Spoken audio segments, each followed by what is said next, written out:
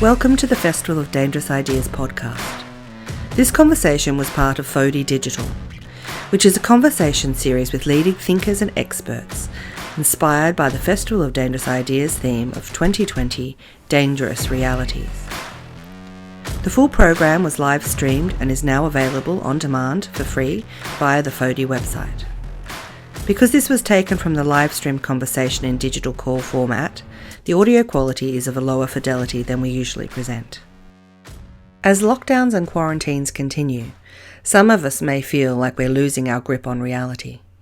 Misinformation and conspiracy theories have gone mainstream and spread worldwide. In this session, misinformation and fake news expert Claire Wardle is in conversation with tech journalist Ariel Bogle, discussing technology's role in the spreading of misinformation, and how the most damaging culprits are simple voice notes and text messages. This is Misinformation is Infectious. Hi, I'm really thrilled today to be talking to Claire Wardle. There are really few people better qualified to guide us through the swamp that is the internet during this COVID-19 pandemic. And as she was introduced, Claire leads the strategic direction and research for First Draft, a global nonprofit that supports journalists, academics, and technologists working to address challenges relating to truth and trust in the digital age. Welcome, Claire. Thanks very much. Thanks for having me. So I thought we'd better start this talk by defining our terms. Can you walk us through the differences, the lines between misinformation, disinformation, and what I think you've called malinformation, and what we're seeing under those three categories during the pandemic online? Yeah, so language really matters, particularly if we're trying to think about interventions and what we could do to help slow these problems down. But disinformation is false information when the people who are creating it or sharing it really do want to cause harm. And that is distinct from misinformation, which is also false, but the people sharing it don't realize it's false and they're not trying to cause any harm. So that might be my mum sharing something on Facebook without realizing. That is misinformation, and it's different to disinformation. This third category, malinformation, is this idea of genuine information, but the sharing of that might cause harm. So an example might be revenge porn, or it might be an older photo that's being pushed. It's a genuine photo, but the people sharing it are trying to cause harm. So we have to think a little bit about the complexity of this space if we're going to try and get a handle on it. Absolutely. And I feel like since the 2016 US election and more acknowledgement of the role of Russian internet research agency during that time, there's a lingering desire to always blame the spread of misinformation on darker forces. I mean, sometimes that might be the case, but during this pandemic and the kinds of misinformation we're seeing online, what kind of actors are at play? Are there Russians out there, or is it just us? So it is a complex space, and we have seen kind of phases around the coronavirus misinformation. So the first 2 to 3 weeks, we were seeing kind of the top 10 tips of things to do. You probably saw it. Gargle with salt water.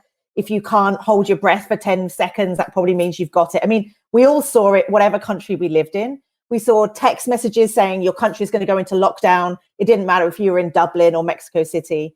But then the last 3 weeks, we've seen a lot more conspiracy theories, which I think we're going to talk a lot more around.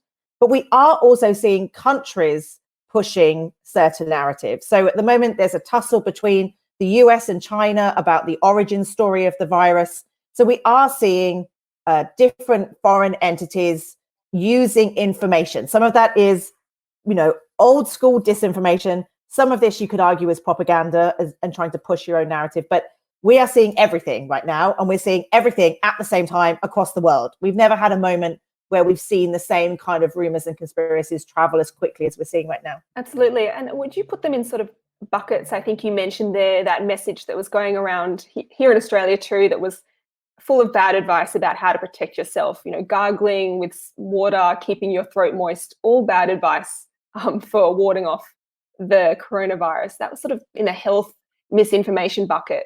Then there's theories about where the virus came from. Is it a bioweapon? Was it released intentionally from a lab in China or even in the United States? That's another one. And now we're starting to see denial about whether the virus exists at all. Are you seeing other sort of buckets of misinformation and disinformation here? Yeah, I mean, I think that we've seen definitely the kind of how to prevent it, how does it spread, how did it start? So we've seen those kind of categories. and certainly at the beginning of this COVID-19 pandemic, we were kind of putting things into buckets. Now we're actually kind of seeing phases. And I think these phases are responding to how we as a public are dealing with this. So at the beginning, there was like, oh, this is something we don't understand. Tell me what to do to, around my own health. But now we're seeing health misinformation intersecting with political disinformation. So particularly in the US, this whole, it's a hoax. This is the Democrats trying to steal the election in November. I mean, it's becoming a lot more fluid, but we're seeing these two spaces overlap. And I think that's just as the country is trying to respond to what to do. And as people, they're seeking explanations for their world being turned upside down, the economy being turned upside down. I mean, the impact has been so huge. And so unsurprisingly, people are seeking answers to try and explain everything that's changing in their lives. Yeah, absolutely. I mean, maybe we can take one example and sort of walk through where it's come from. So at First Draft, you and your institution try to teach journalists how to verify information and teach them too about the paths these sort of conspiracy theories often take. They might be formed in the darker, sort of more anonymous corners of the internet, message boards like 4chan. Then they go to conspiratorial communities. Then they go to broader social media and make their way to the professional media. Is there an example now that you can sort of trace that path for us so we can understand it better? So I assume that many people who are watching this may have had somebody in their family or friendship group forward a link to a documentary called Plandemic, which is a perfect example of something that we've been tracking over the last 2 months. The term Plandemic was a meme. It was kind of connected to the anti-vax community, this idea that it was all planned and it was a deliberate attempt to force mandatory vaccinations. But we were monitoring it and saying to journalists, this isn't something you need to worry about. This is very fringe.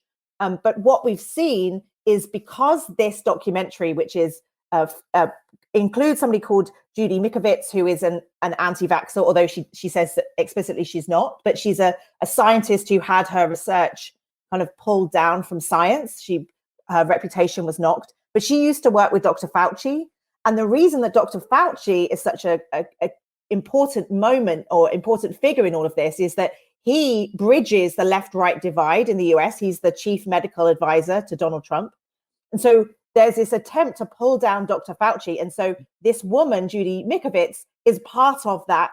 And so what we've seen is these fringe ideas, this documentary that would have ended up not really being seen by many people. It's being pushed by a number of different the anti-vax community. We've seen other right-wing communities who recognize that this supports their agenda.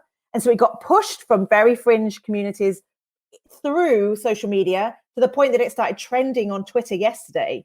And when it starts trending on Twitter, you have journalists say, well, now we've got to cover it because it's reached the tipping point.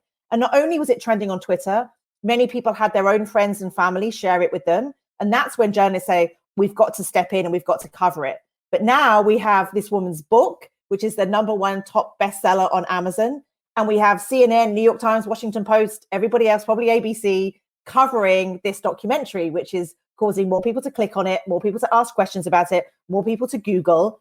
And whilst you will find some debunking content, if you stay online long enough, you will find a whole host of other videos and other material online telling you that this woman is the only woman who has the truth. And so it's really complex. It's a really good example of media manipulation. And it places journalists in a very difficult position because if they don't cover it, then people say, well, this is censorship. But it's, I think, a great example of the challenges that journalists face right now in dealing with conspiracy, rumor, and disinformation, because it's designed to get coverage by the media. And that makes it very difficult. Yes, this idea of the tipping point is one that I think a lot of journalists are talking about now. When does a piece of conspiratorial content or something that's being discussed online warrant bigger coverage? And that tipping point is hard too, because I think as well there's this concept called pre-bunking. You might see some misinformation starting to foment on the internet, and you might try out and get out in front of it, debunk it, so the wider public is sort of armored against it by the time it breaks into the mainstream. Can you walk us through that idea and sort of give journalists, I guess, a report card, give us our grades about how we're doing at this during the pandemic. So the challenge for journalists is that they never used to have to worry about false information. You know, journalism is about truth. So if it was a rumor or if it was false, then journalists are like, well, that ends up on the cutting room floor. That's not for us. But increasingly, research shows that audiences want newsrooms to help them navigate what's true or false. But this challenge is, if you've got a big footprint, if you're ABC or CNN, if you cover something, you've got a huge megaphone. So this question of the tipping point is, how do you decide when to cover it? Because if you go looking for misinformation on 4chan, you will find it and you could cover it, but you're giving it oxygen that it desperately needs and wants. But if you leave it too long, it's very difficult to pull back. So for example, in the US, we had this Pizzagate conspiracy, this idea that there was a pedophile ring in the basement of a pizza restaurant in DC. I mean, insane. And all these DC journalists were like, well, we're not going to cover this. But by the time it was too late, and a guy drove up from North Carolina with a gun, there was a recognition that maybe people did believe this conspiracy. So the challenge for newsrooms is to figure out, how do you find that magic moment? And it's a mixture of how much engagement it's getting, not just likes, but are people actively sharing it? Are you seeing it cross-platform? So it's not just on Facebook, it's actually moving with velocity onto other places like Twitter or Instagram. Has an influencer or a celebrity shared it? Are other newsrooms covering it? And the challenge is that the tipping point for the ABC is different to the tipping point of a small local newsroom in a community. So everybody has to figure out that moment when they can say, actually, enough members of our audience have heard about it, and that we now have a responsibility to help explain it to them. But the last thing I would say is, it's very easy to think about just debunking the content. But Camille Francois, who's an excellent disinformation researcher at Graphica, she talks about the ABCs of disinformation: actors, behaviors, content. So rather than thinking, well, we just need to go in there and debunk the content, that's very difficult to do because of people's confirmation biases. What we should be doing is talking about, who are the actors pushing this content? Why are they pushing it? What's their worldview? What do they get from it by pushing those kind of rumors and conspiracies? And that's the kind of coverage that newsrooms should be thinking about. So I think your question about report cards, I think most newsrooms are becoming more thoughtful about it than they were 2 years ago. But the pressure is, you can be an incredible researcher, an incredible journalist, and you can go to your editor and say, I don't think we should cover the pandemic. And your editor might say, well, we're going to get a lot of clicks.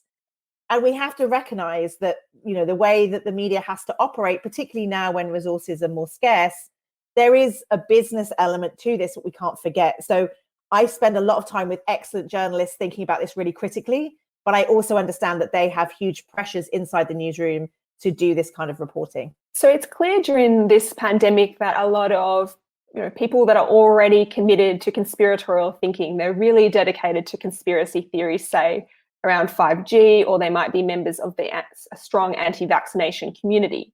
One thing they want to do is influence the media, get coverage in the media, but they also want to influence the influencers. I think it's been interesting to see the role of celebrity in all this.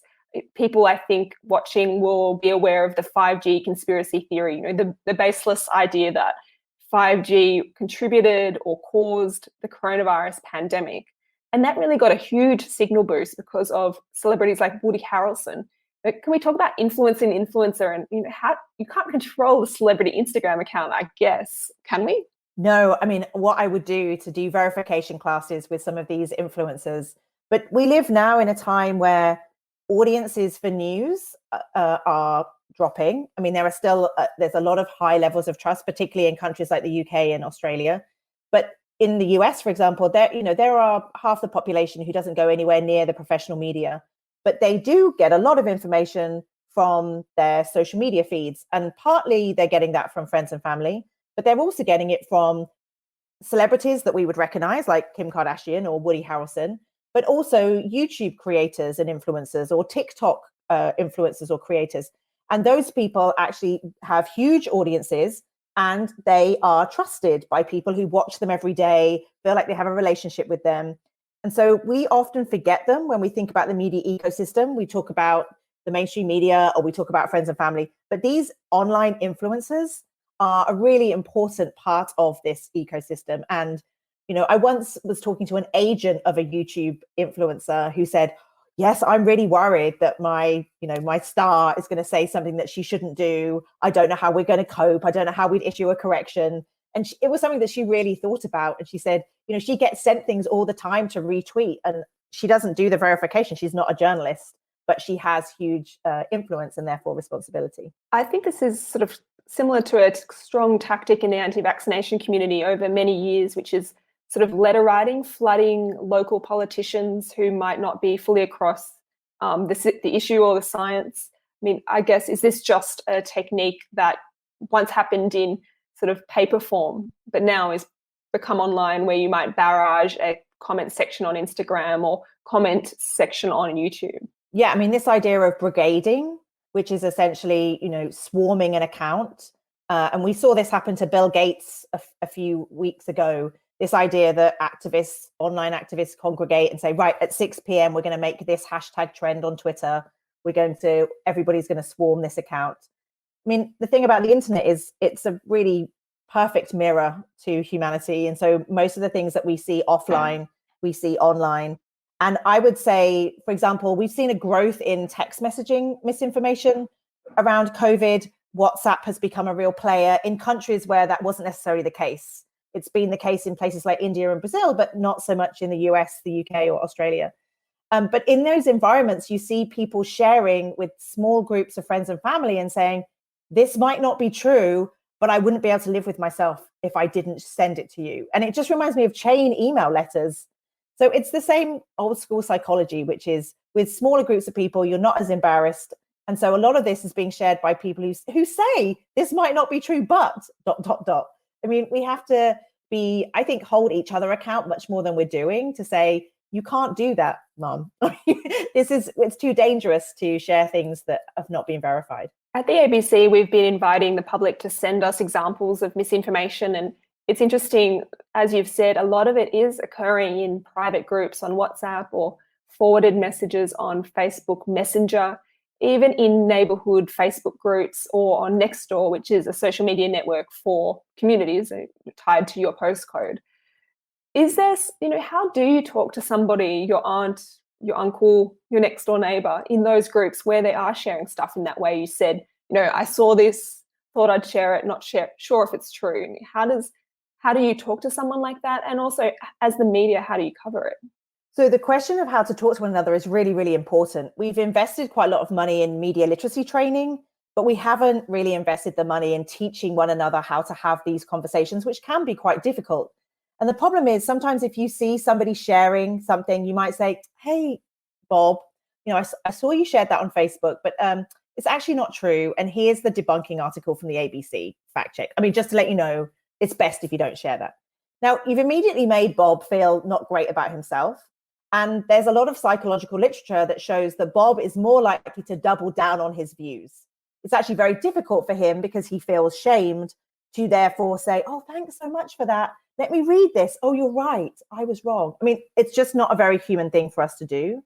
It's better off to say, hey, Bob, I saw you share that pandemic documentary. That's so interesting. I've seen it all day on my Facebook feed too, but I've really just worried about this kind of misinformation on our communities. And I'm worried about people sharing this information. It hasn't been verified. I mean, I think it's important for us to think about these things, but I'd love to talk to you more about why this is being circulated. Why is it being circulated now? Should we believe this? I mean, I'd just love to have a conversation with you. And so it's about using language like we and us and community, as opposed to I'm right, you're wrong. Like, we just have been doing it in a way that's not very helpful and doesn't really fit with the ways that our brains work. And we have to recognize that the information we share is very tied to our identities, and we perform those identities via the information that we share. So when you tell somebody that they're sharing something that's wrong, you're actually talking about the identity that they're constructing and the worldview that they have. So we have to be much more sensitive than we're currently being, and to recognize that fact-checking articles don't always do everything we want them to do, even though they should. It's been interesting covering this too from Australia. I feel like when I see something going around in the United States, take that pandemic documentary that you were just talking about, I can see it getting passed around in Facebook. In the US, I have relatives there. I can see them chatting about it. And I just sort of wait to see when it's coming to Australia, and it will inevitably end up here. It's sort of like wait for the export economy to like kick into action. This is truly a global event. I mean, what are you seeing around the way that misinformation is traveling? Is there a central point of creation, or is everyone just creating it all the time? So who's behind this, as we discussed at the top? Part of this is kind of people making mistakes. And so you can imagine somebody hearing a rumor saying, you know, my sister's a nurse, and what they're saying at her hospital is, and it becomes like an exaggerated game of telephone. So we're seeing quite a lot of that. But to your point, many of us now, we live in a global world. And because of that, we are in groups and communities. We have Facebook feeds where there are people from all over the world. And that's a really interesting moment for the quality of the information, because Australia has different rules to the UK, has different rules to the US. New York State has different rules to California. So people are sharing information based on what's happening where they are, but it's not always applicable in other places. So that's partly some of the problems that we have here, is that there isn't one centralized truth. There's no consensus even around some of the information we have about the coronavirus. So there is misinformation happening around coronavirus, but in many ways, there's just a problem with information. So we have a problem that even the researchers are publishing preprints based on very small studies of drugs that then all of a sudden get reported on as if that's fact. So I don't blame people for sharing misinformation or being confused by information, because the vacuums that we're seeing around the absence of quality information, they are being filled. Those crevices are being filled with misinformation. But the global aspect of this does make it more challenging, because we live in a global world, but this virus isn't necessarily being responded to in the same way across all countries. So I feel obliged to bring up Donald Trump as a key voice in this. I mean, you just talked there about preprint research. So that's research, medical research that hasn't yet been peer reviewed, hasn't been subject to scrutiny by other researchers.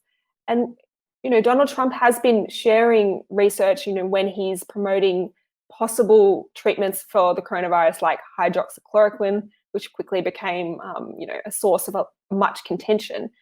What is the role of Donald Trump in all this? Because I think what he tweets, and he doesn't just influence America at this point, it also influences the information ecosystem here in Australia. And I wouldn't be surprised if every country in the world sort of feels those reverberations.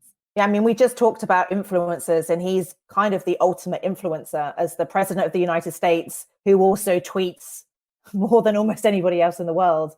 But the challenge, again, for journalists is people can't ignore Donald Trump. I mean, there were huge questions here about whether or not the TV networks should have aired or continue to air his press conferences live every day. My belief is that it should be on a delay, which would allow real-time fact-checking as he made those statements, because what he says gets amplified because he's the president. And many people who are not necessarily engaging with professional media only hear what he says. So when he talks about people drinking bleach or, you know, using injecting UV, I mean, let's not get into that. But it was at a level where it was easy to dismiss, yet there is evidence that there were people that believed that. There was an uptick in people who were, you know, going in with poison symptoms from taking different forms of poison, essentially. So I don't think anybody could have imagined a president who was pushing misinformation in real time and what that means for the ecosystem. And I think we're wrong to not talk about that. And if we just focus on the platforms and we don't recognize the importance, and it's not just Donald Trump, there are politicians around the world who are playing similar roles. And it's very, very difficult when you have misinformation online, but you also have very senior politicians parroting those conspiracies, and it puts journalists in a very difficult position. So, of course, social media companies, Facebook, Twitter, YouTube, TikTok, they all operate under algorithms which are, you know, pretty hard to scrutinize, or impossible to scrutinize from the outside. But yet, trusted institutions, you know, the World Health Organization or local hospitals here in Australia or the Department of Health, they have to compete in that ecosystem alongside Donald Trump, but also anti-vaccination groups, all kinds of spruikers of various information. Are our institutions losing the information war, and how can they get better at competing in those quite sort of confusing ecosystems? So the huge challenge is that as humans, we have emotional relationships to information.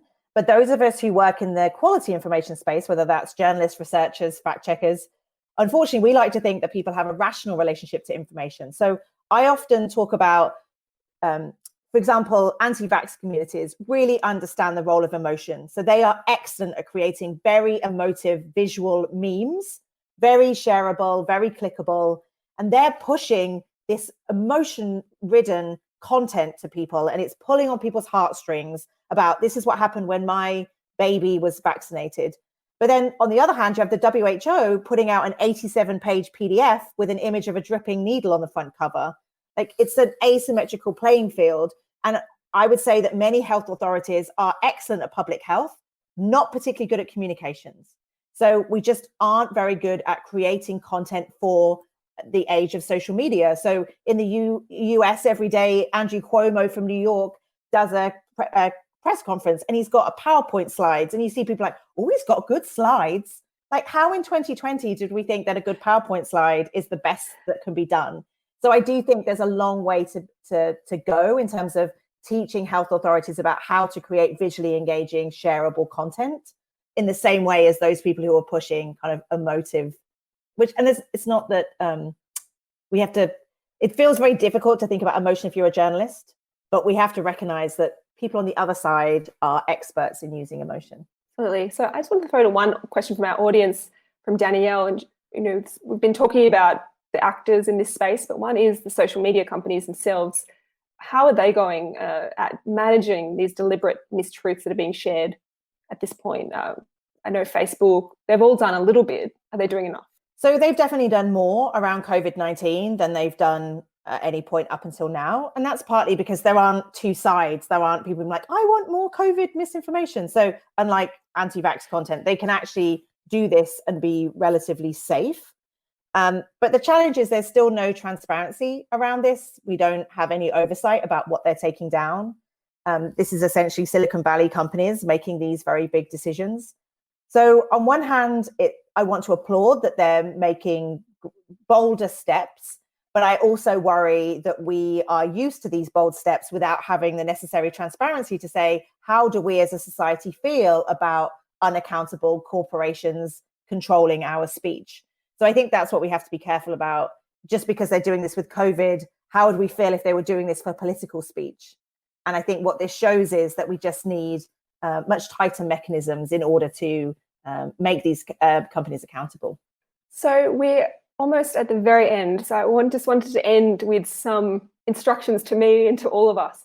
The pandemic is unlikely to be over. It's an ongoing situation. We can try and fix our information ecosystems while we're living through it. And what are some things that institutions should do right now? And what can we as consumers of news do right now to improve what's happening online?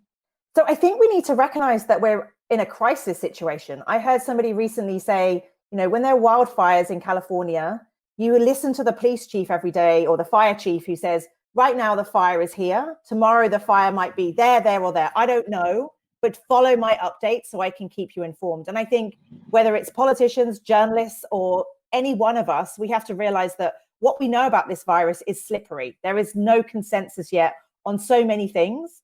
And so we have to recognize that because of that, we need to keep updated, but we need to be very careful about what we're sharing. If we're sharing anything, whether you're a journalist or whether you're my mum, why are you sharing it? What do you hope to get from sharing it? And what are those unintended consequences? Because the information we're sharing right now is having real world harms. This isn't just political speech. This isn't just, politicians again throwing mud. These kind of rumors are having real world consequences. And I think all of us have to recognize that if none of us shared any of this stuff, we wouldn't have a problem. We have a problem because we are sharing it. And I think that's what I wish we would all realize. So a pause before you hit that retweet, I think, is maybe one of the takeaways. Thank you so much to Claire Wardle. She leads strategic direction and research for First Draft. And if anybody wants to know more, I really do recommend checking out First Draft. It's got endless resources about how to improve your understanding of the information ecosystem that's operating online in 2020. So thank you, Claire. This session was recorded as part of FODI Digital, presented by the Ethics Centre.